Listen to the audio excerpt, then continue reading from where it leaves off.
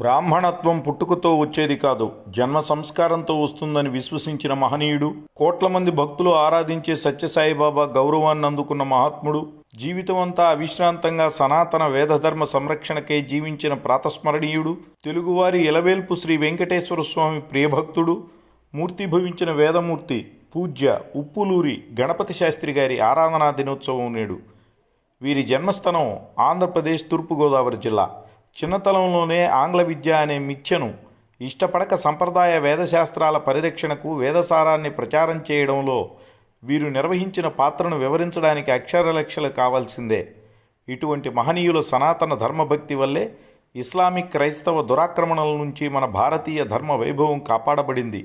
ఇప్పుడున్న పాలకుల నుంచి ఆ భారతీయ ధర్మ ఊపిరి దీపాన్ని ఆర్పాలన్న కుట్రలను మరింత జాగరూకతతో మన ధర్మాన్ని మనం కాపాడుకోవాలి. వారి తండ్రి శ్రీ ఉప్పలూరి గంగాధర శాస్త్రి గారు స్వయంగా వ్యాకరణ శాస్త్రంలో, భాష్యాలు, వేదాలు మరియు తర్కశాస్త్రంలో అసంఖ్యాక వైదిక విభాగాలలో గొప్ప పండితులు. గత 8 తరాలుగా వారు వేదధర్మానికి చేస్తున్న సేవ స్తుతిపాత్రమైనది. దేశంలో గణపతి శాస్త్రి గారి ఇష్టాన్ని గమనించి ఆప్యాయతతో కఠినమైన మార్గమైన తన కుమారుడిని వేద ధర్మ నిధి చేయడానికి అవసరమైన శ్రమని తండ్రిగా గంగాధర శాస్త్రి గారు, కుమారుడుగా గణపతి శాస్త్రి గారు ఇద్దరూ స్వీకరించారు. ప్రతిరోజు తెల్లవారుజామున 3 గంటలకు యువ గణపతి శాస్త్రిని మేలుకొల్పి కళ్ల మీద నీరు చల్లి తరువాత వేదాలను బోధించడం ప్రారంభించేవారు. తన తండ్రి మార్గనిర్దేశత్వానికి లోపం రానియకుండా గణపతి శాస్త్రి గారు త్వరలోనే సంస్కృత వ్యాకరణంలో నిపుణుడిగా రూపాంతరం చెందారు.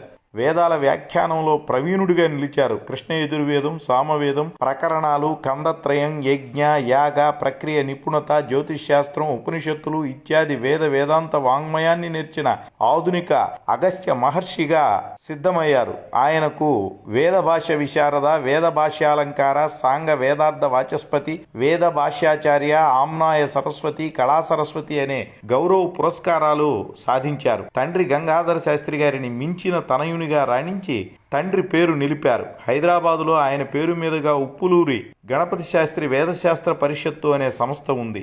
గణపతి శాస్త్రి గారి ఆశయమైన వేద పరిరక్షణకై ఆ సంస్థ నిత్యం శ్రమిస్తూనే ఉంటుంది. వంశపారంపర్యంగా ఆయన పీఠాపురం సంస్థానంలో ఆస్థాన విద్వాంసులు. వారి విద్వత్తును ఎరుకలో ఉంచుకున్న తిరుమల తిరుపతి దేవస్థానం, ఆంధ్రప్రదేశ్ రాష్ట్రాలు ఆస్థాన వేద పండితుడిగా ఆయనను నియమించుకుని తమ గౌరవాన్ని పెంచుకున్నాయి.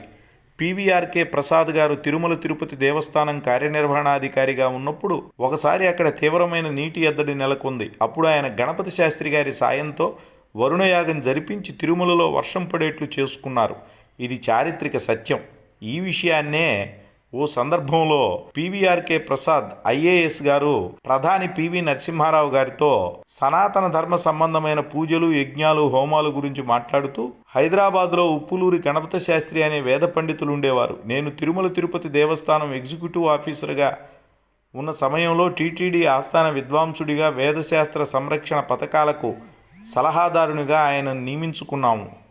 గణపతి శాస్త్రి గారు 48 సంవత్సరాల పాటు నిర్విరామంగా వేదాధ్యయనం చేసి వేదాలను, ఉపవేదాలను అవపోసన పట్టినారు. ఒకసారి తిరుపతి తిరుమల ప్రాంతం అంతా తీవ్ర వర్షాభావం ఏర్పడింది. అప్పటికి తిరుమలకు మంచినీరు సరఫరా చేసేది ఒక గోగర్భం డ్యాం నుంచి మాత్రమే. ఆ డ్యాం పూర్తిగా ఎండిపోయింది. ఆ సమయంలో కొండ మీద నీటికి కటకటమంటుంటే భక్తులను తిరుమల యాత్ర వాయిదా వేసుకోవాలని అడగాల్సినంత దారుణమైనటువంటి పరిస్థితి ఏర్పడింది.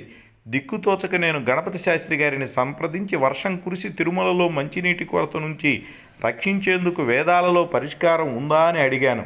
దానికి శాస్త్రి గారు నిష్ఠతో నిష్ణాతులైన పండితులు వేదాలలో చెప్పబడిన విధంగా జపాలు చేస్తే వర్షాలు కురుస్తాయని చెప్పారు. ఆయన చెప్పినట్లే నిష్ఠతో ఆయన మార్గదర్శకత్వంలో నియమ నిబంధనలతో జపాలు చేసే ఋత్విక్కుల్ని పిలిపించి తిరుమల కొండ మీద వరుణ జపం చేయించడం జరిగింది. మమ్మల్ని అందరినీ సంభ్రమాశ్చర్యాలకు గురి చేస్తూ వరుణ జపం చివరి దశలో ఉండగా తిరుమల కొండ మీద కొండపోతగా వర్షం కురిసింది. గోగర్భం డ్యాం పూర్తిగా నిండిపోయింది. ఆశ్చర్యం ఏమిటంటే తిరుమల కొండ కింద కానీ చుట్టుపక్కల కానీ ఒక్క చుక్క వర్షం కురవలేదన్నారు. కానీ మన దురదృష్టం, మన భారతీయులకు వేదసారాన్ని అర్థం చేసుకునేంతటి మేధస్సు, మనస్సు లేకపోవడంతో ధార్మిక సత్యాలను అనుమానిస్తూ, అవమానిస్తూ అల్పమనస్కులుగా మారిపోతుండడం బాధాకరం.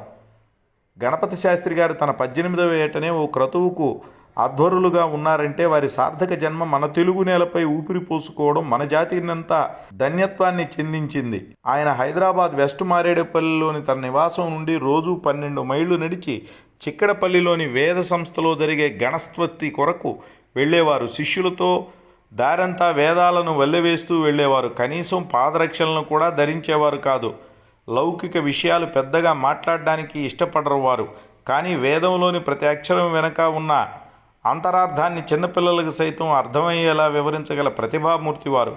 కాబట్టే సత్యసాయిబాబా గారు ఆయన మీద ఎంతో గౌరవంతో తన ఆశ్రమమైన ప్రశాంత నిలయంలో యజ్ఞయాగాదులను నిర్వహించడానికి వారినే ఆహ్వానించేవారు. సనాతన వైదిక ధర్మమూర్తిగా భావించి వారిని గౌరవించేవారు. 1985లో భారత ప్రభుత్వం పద్మభూషణ్ బహుమతితో సత్కరించింది వారిని. శతవసంతాలు చూసిన ఆయన ఈరోజు అంటే జూలై 17, 1989వ తేదీన తన భౌతిక శరీరాన్ని త్యజించి అంతర్హితమయ్యారు. వారి సంస్కృతి, వారి సంస్కార సంప్రదాయాలకు మన భారతీయ సనాతన ధర్మమే కారణం. మన సంస్కృతి, సంస్కార సంప్రదాయాలకు ఆయన తన జీవితాన్ని సమర్పించుకున్నారు. ఇటువంటి మహాత్ములను స్మరించకపోవడం వల్లే మనం వృద్ధిని సాధించలేకపోతున్నాం. అవును, మన ఆంధ్రజాతి కోసం, భారతీయుల కోసం జీవించిన వీరిని గుర్తుపెట్టుకోలేకపోవడం అంటే కృతజ్ఞత. కాబట్టి కృతజ్ఞతను విడిచి కృతజ్ఞతను చూపుదుముగాక. అట్టి కృతజ్ఞతాపూర్వక మనస్సు కలిగిన వారిపై వారి ఆత్మ తప్పక ఆశీర్వదిస్తుంది. భారతమాతకు వందనం. తెలుగు తల్లికి అభివందనం.